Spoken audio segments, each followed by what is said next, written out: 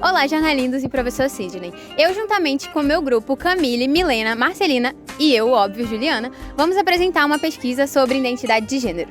De forma bem direta, o autor Stoller articula 3 elementos: rotulação, identidade e papel. Afirma que a identidade de gênero é a forma como o indivíduo se identifica e se apresenta socialmente, diferente da sua forma biológica, pois é submetido a um processo de transformação natural diferente do que foi inserido desde que nasceu pelos pais, assim impedindo a definição dos limites do que é natural. Por se tratar de cultura, essa construção pode ser dada de diferentes formas.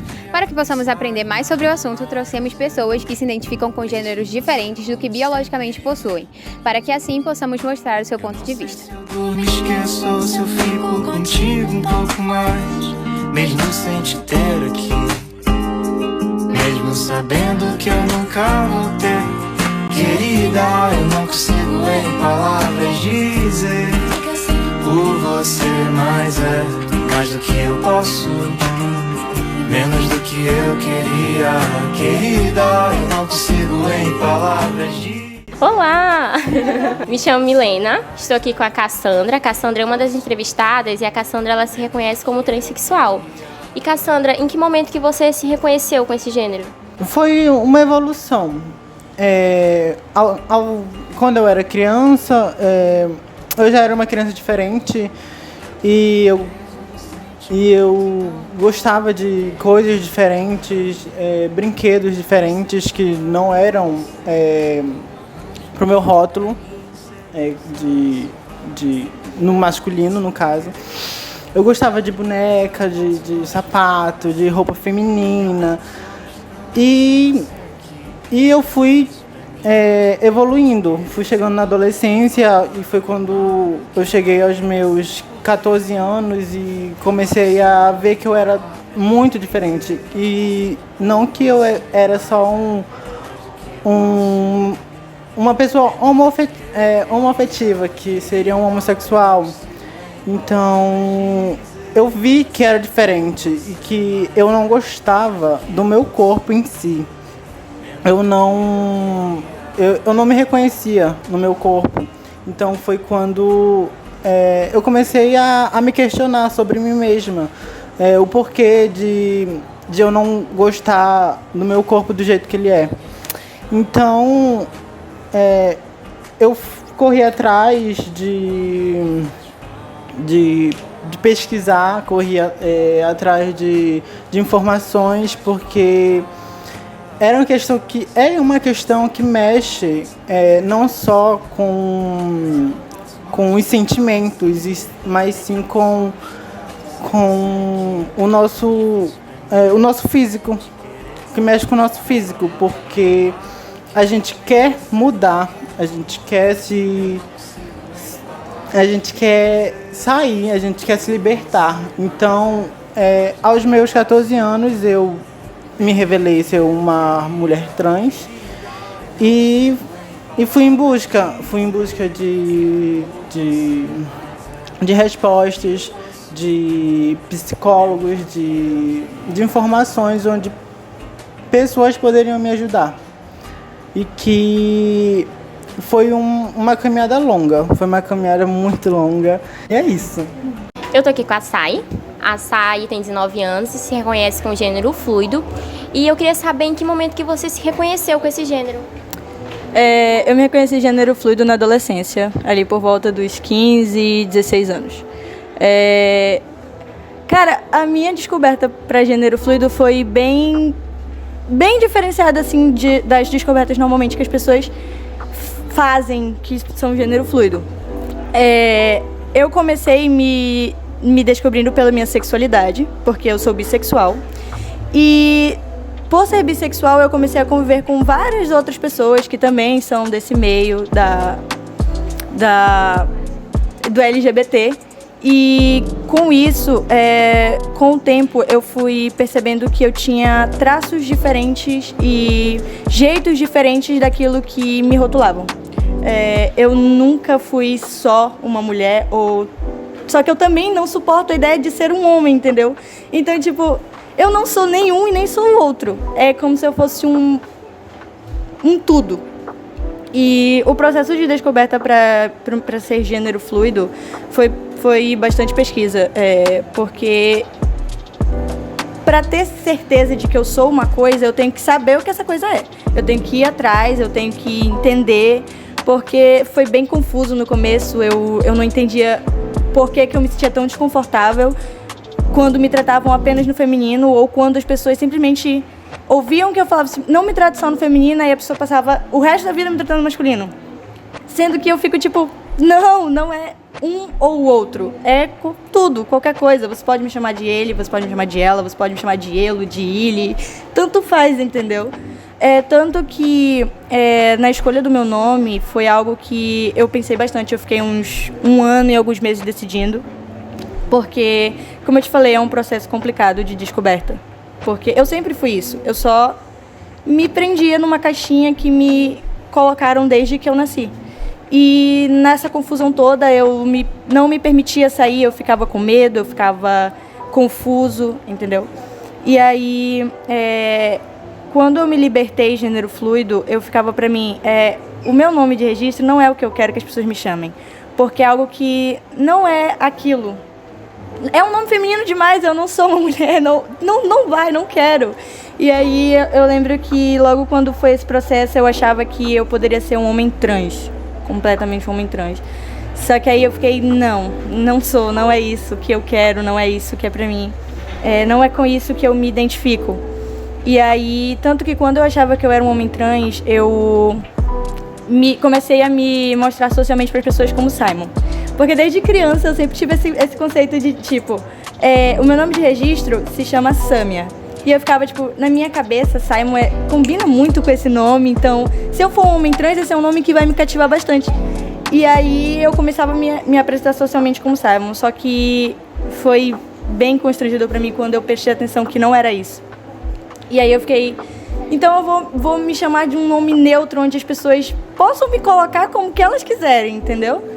E aí foi de onde surgiu o meu nome Sai, e é um nome extremamente importante pra mim, porque ele me acompanhou depois que eu realmente dei a certeza, eu olhei pra mim no espelho e falei, é isso que eu sou e é isso que as pessoas têm que me reconhecer. E, cara, o meu processo de descoberta foi esse, foi uma bolha, assim, uma confusão, até chegar onde a gente tá agora.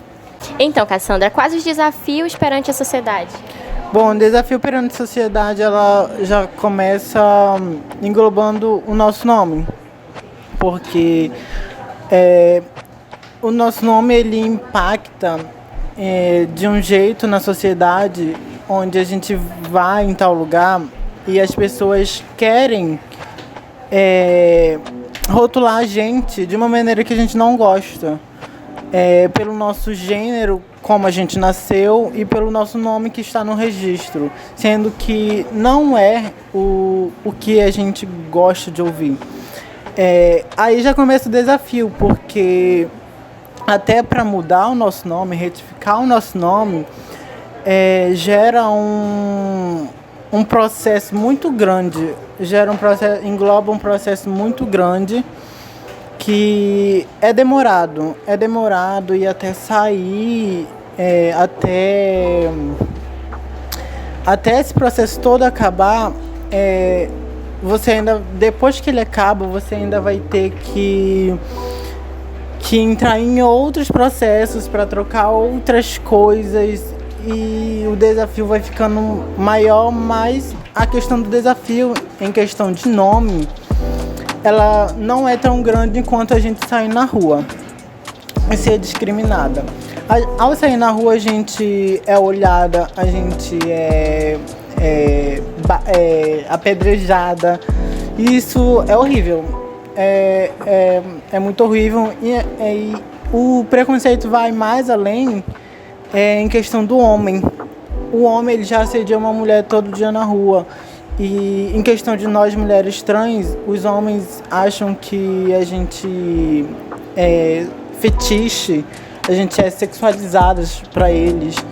E então, a cada bom dia, a cada piadinha que a gente recebe na rua, se a gente não responde, se a gente age de algum jeito diferente, é agressão física que eles querem fazer com a gente. Se a gente não, como se diz, se a gente não obedecer eles, vamos dizer assim, se a gente não seguir as regras deles.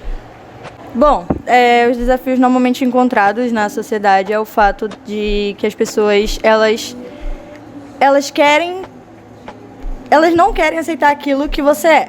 Se você chegar pra elas e falar, não, eu sou uma pessoa trans, ela vai falar que você não é uma pessoa trans, você é tal coisa porque você nasceu tal coisa.